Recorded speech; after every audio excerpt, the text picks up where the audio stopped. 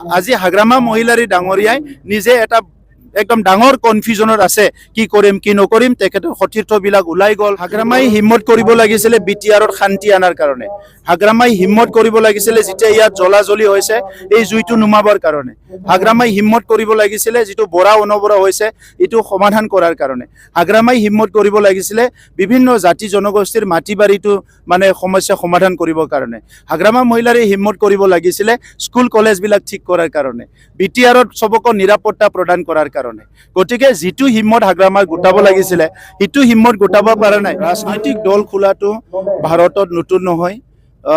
কিবা ক্ষুদ্ৰ অঞ্চলতো 10টা দল আছে 20টা দল আছে গতিকে গণতন্ত্ৰত কোনোবা নতুন দল খুলিব পাৰে নতুন কোনোবা দল ভংগ কৰিব পাৰে এটো গণতন্ত্ৰৰ এটা প্ৰক্ৰিয়া চলি থাকে গতিকে তাত মোৰ ক'ব লগা নাই কোনে কি ভাল পাইছে যোনে যি কৰিছে কৰক খালি সমাজৰ ক্ষতি হোৱা যাতে একো নকৰে এটা সময়ত আমি সংঘৰ্ষ কৰিলো আৰু এটা নিৰ্মাণৰ সময় আহিছে গতিকে নিৰ্মাণৰ সময়ত প্ৰত্যেকটো জনগোষ্ঠীৰ ভাষা সংস্কৃতি আত্মসন্মান লৈ জীয়াই থকাৰ এটা পৰিৱেশ বিটিআৰত গঢ়িবলৈ আমি গৈ আছো সভা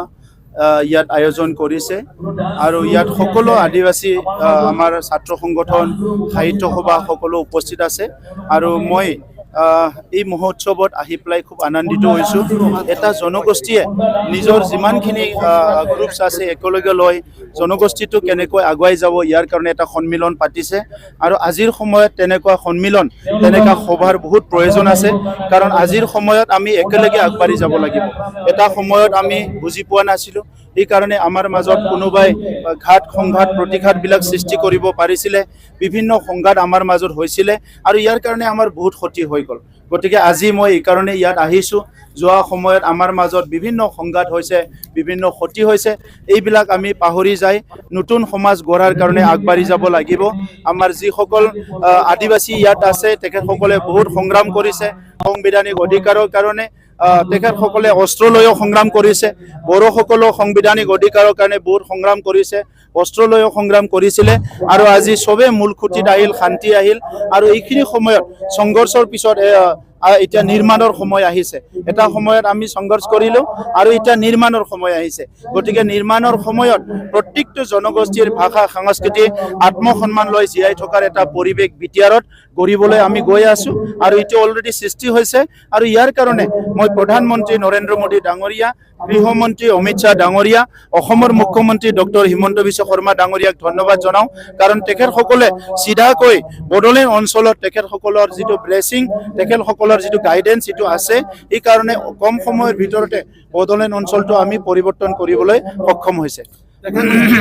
শান্তি চুক্তি কৰাৰ ক্ষেত্ৰত আপুনি আগভাগ লৈছিল কিন্তু এই সময়তে সমাগত নিৰ্বাচন তাৰ প্ৰাকখনতে এটা নতুন দল সংগঠন গঢ়ি উঠিল এনডিএফবিৰ এটা ভোট তাতে সহযোগ আছে বুলি আমি শুনিছো এই বিষয়ে আপোনাৰ কি ক'ব চাওক ৰাজনৈতিক দল খোলাটো ভাৰতত নতুন নহয় কিবা ক্ষুদ্ৰ অঞ্চলতো 10টা দল আছে 20টা দল আছে গতিকে গণতন্ত্ৰত কোনোবা নতুন দল খুলিব পাৰে নতুন কোনোবা দল ভংগ কৰিব পাৰে এটো গণতন্ত্ৰৰ এটা প্ৰক্ৰিয়া চলি থাকে গতিকে তাত মোৰ ক'ব লগা নাই কোনে কি ভাল পাইছে যোনে যি কৰিছে কৰক খালি সমাজৰ ক্ষতি হোৱা যাতে একো নকৰে সমাজৰ ভালৰ কাৰণে কৰে মই এটো আহ্বান কৰিম আগে তাও এতিয়া শাসনত নাই তথাপিও অকলে নিৰ্বাচন কৰিব বুলি কয় কিন্তু ইউপিপিলে কিন্তু এতিয়া কিন্তু অকলে নিৰ্বাচন কৰিব বুলি কোৱা বুলি হিম্মত নাই বুলি এটা কথা কৈছে কি কৈ আছে হাগ্ৰামাই হিম্মত কৰিব লাগিছিলে বিটিআৰত শান্তি আনাৰ কাৰণে হাগ্ৰামাই হিম্মত কৰিব লাগিছিলে যেতিয়া ইয়াত জ্বলাজ্বলি হৈছে এই জুইটো নুমাবৰ কাৰণে হাগ্ৰামাই হিম্মত কৰিব লাগিছিলে যিটো বৰা অনবৰা হৈছে এটো সমাধান কৰাৰ কাৰণে হাগ্ৰামাই হিম্মত কৰিব লাগিছিলে বিভিন্ন জাতি জনগোষ্ঠীৰ মাটি বাৰীটো মানে সমস্যা সমাধান কৰিবৰ কাৰণে হাগ্ৰামা মহিলাৰে হিম্মত কৰিব লাগিছিলে স্কুল কলেজবিলাক ঠিক কৰাৰ কাৰণে বিটিআৰত সবকো নিৰাপত্তা প্ৰদান কৰাৰ কাৰণে গতিকে যেটো হিম্মত হাগ্ৰামাই গোটাব লাগিছিলে ইটো হিম্মত গোটাব পৰা নাই আৰু যেটো হিম্মতৰ কথা কৈছে এই হিম্মতৰ কথাৰ লগত তাৰ কোনো লিংকে নাই আমাৰ কি হিম্মত আছে না ইটো হাগ্ৰামা দেখাবলৈ কি দৰকাৰ আছে আৰু আজি 6 মাহ পিছত ইলেকশন হ'ব আজি হিম্মত দেখাব লাগে নেকি হিম্মত দেখাবলৈ বহুত সময় আছে মহাত্মা গান্ধীক যেটা সাউথ আফ্ৰিকাত ব্ৰিটিছে ট্ৰেনৰ পৰা নামাই দিছিলে তেতিয়া মহাত্মা গান্ধীয়ে কৈছিলে যে তোমালোকে আমক ট্ৰেনৰ পৰা নামাই দিছা এটা সময়ত মই ভাৰতৰ পৰা তোমালোকক খেদি দিম গতিকে আজিৰ সময়ত এনেকা কথাবিলাক হাগ্ৰামা ডাঙৰীয়াই বুজি নাপায় খংটো ক'ত উঠিব লাগে ক'ত উঠাইছে বেয়াটো কাক পাব লাগে কাক পাইছে ভালটো কাক পাব লাগে কাক পাইছে সো আজি হাগ্ৰামা মহিলাৰী ডাঙৰীয়াই নিজে এটা একদম ডাঙৰ কনফিউজনত আছে কি কৰিম কি নকৰিম তেখেতৰ সতীৰ্থবিলাক ওলাই গ'ল দলৰ পৰা সদায় মানুহ ওলাই যাই আছে তেখেতে একদম সৰু ল'ৰা কেইটামানক লৈ পেলাই ৰাজনীতি কৰিব লগা হৈছে 17 বছৰ শাসন কৰাৰ পিছত এইবিলাক ডাঙৰ কাহিনী আমার চিফ অতি মাননীয় শ্রীযুত প্রভু স্যার আমি আমার ভেনু আর এখন পাঞ্চিরে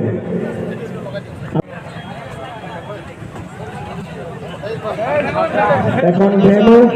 আর এখন সাঁওতালি পাঞ্চিরে আমি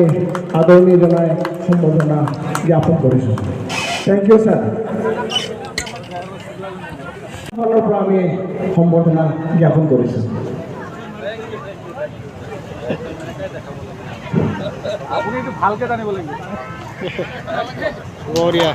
thank you sir thank U